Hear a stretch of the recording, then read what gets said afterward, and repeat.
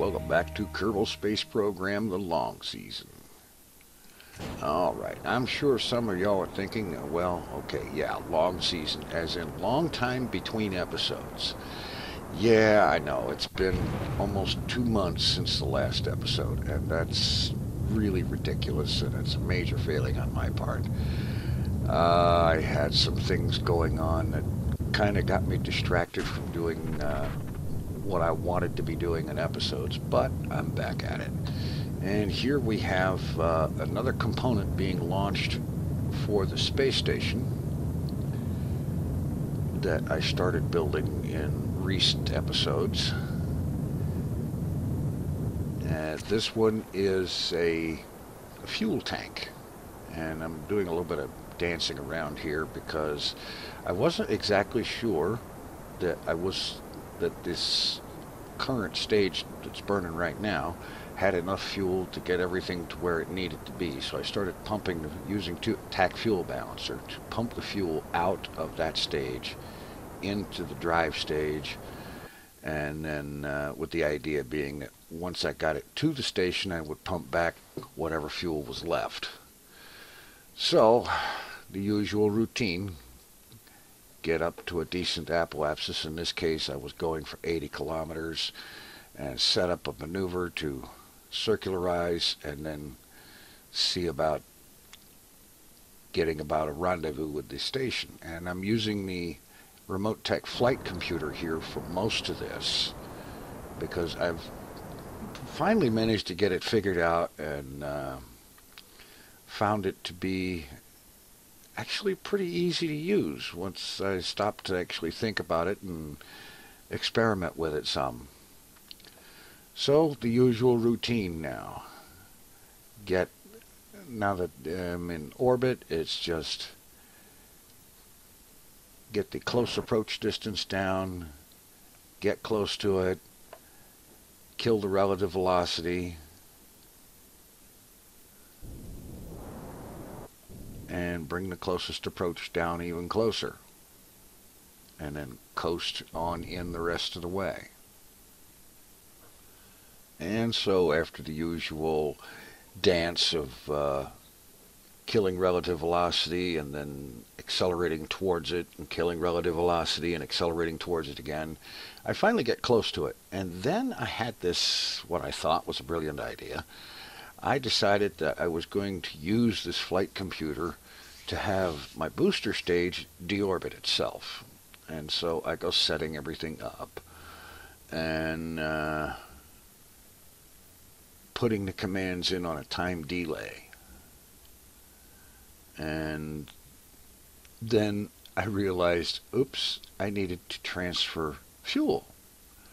So I get the fuel situation set up, and the booster stage, I let it have 10% of its fuel capacity, and the rest of it I put into the stage that I brought up. And then I reset all the commands up again and get everything all set up, and I'm thinking, this is going to be great. It's going to deorbit itself, and I'm not going to have any problems at all. Well, everything went great right up until separation. I switched over to the other part that I was going to keep, and I moved it out of the way. And I advanced time forward.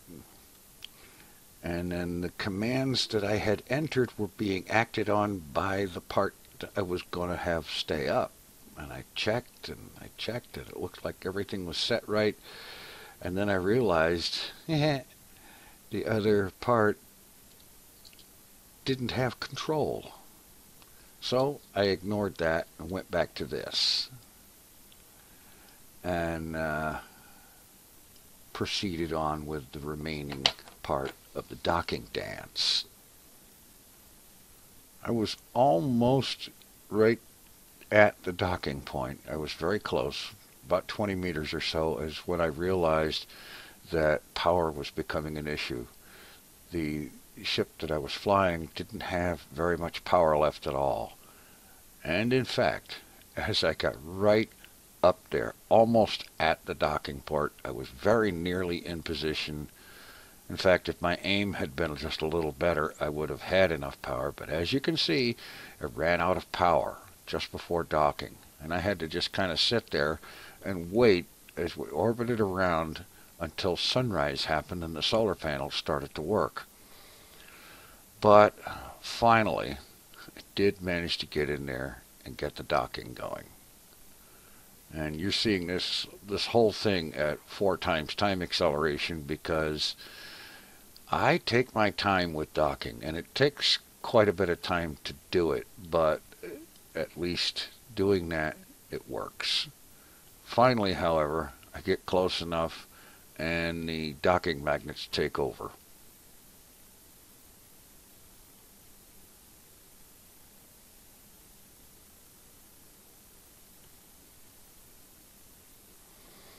And so the first part of the station,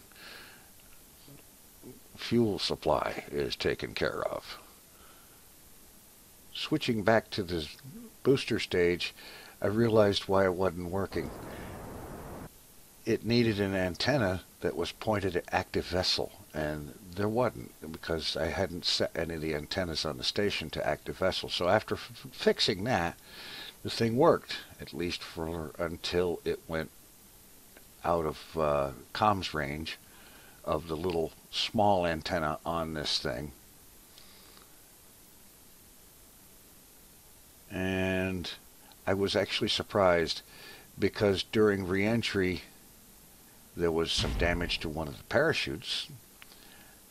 Well, 2 of the parachutes actually. Only 1 of them actually deployed. Well, 4 of them, however many there were. But only 1 of them actually deployed. I think had 2 of them deployed, this thing actually would have splashed down in a recoverable state. As it is, well, it didn't end well.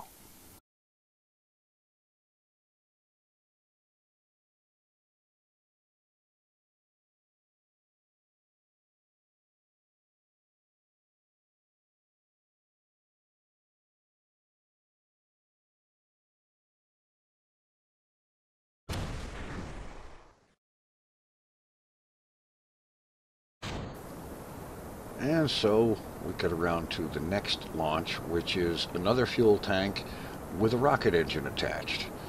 Having learned from my mistake, however, this one had been redesigned just a little bit to include a little more battery capacity so that it would be less likely having a chance of running out of power at a crucial moment.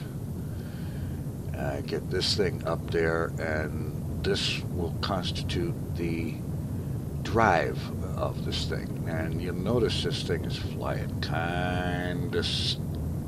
It's having trouble climbing because its payload is pretty heavy, and then I have this really bad fairing separation. In spite of that, it continues to fly all right as I set its antennas, set one of them to station command and one of them to one of the comm satellites.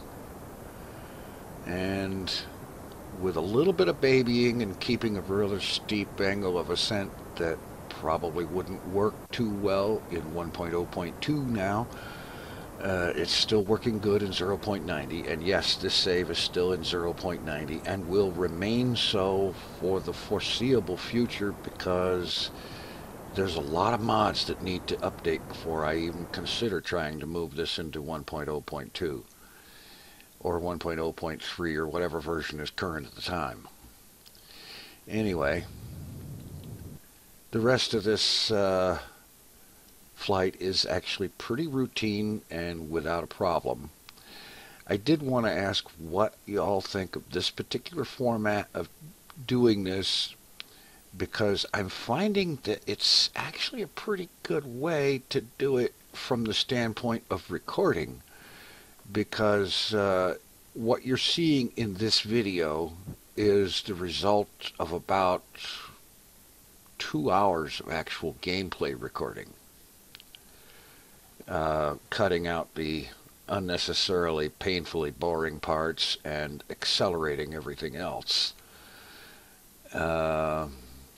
Not generally the way that I normally like to do things, but I find that for this it's working. Now for the station, to make it easier to dock stuff to it, I did figure out that there was one cool thing I could do, was to rename the docking port that I wanted to dock at so that it would be easier to select it when I bring up the docking port alignment indicator. And that way I'd know which docking port to go for, because otherwise they all have the same name, and that's really no fun trying to guess which one you're going for. So by naming the docking port, it made it very easy to have the correct one selected.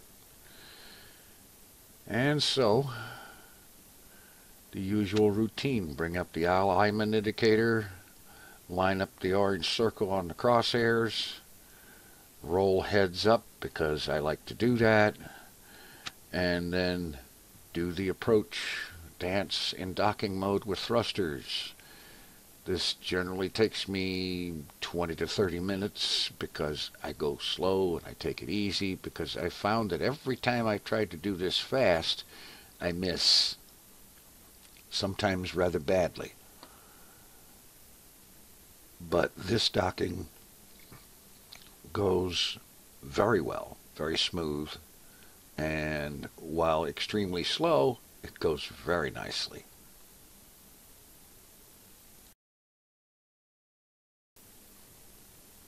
This time my aim is a lot better, and I don't have any power issues or anything like that. It would have been better if I'd had some lights on there, but still it worked out all right. I ended up docking on the first try, no problem, nice and smooth. And while I'm at it, I'm renaming the docking port for the next docking.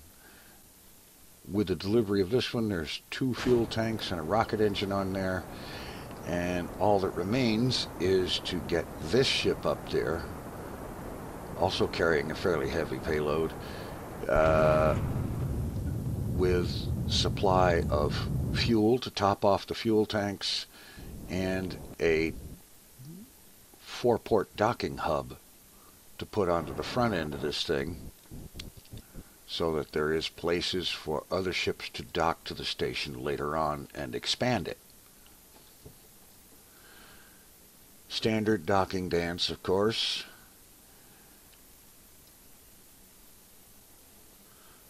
Finally, of course, get close in, separate the booster stage, let it fall back, and proceed on with getting close in and doing the actual docking, which, of course, once I'd gotten back into the habit of doing things right and everything, it went pretty smooth.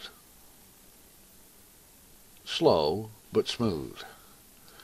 And this docking ring gets attached onto the front of the ship.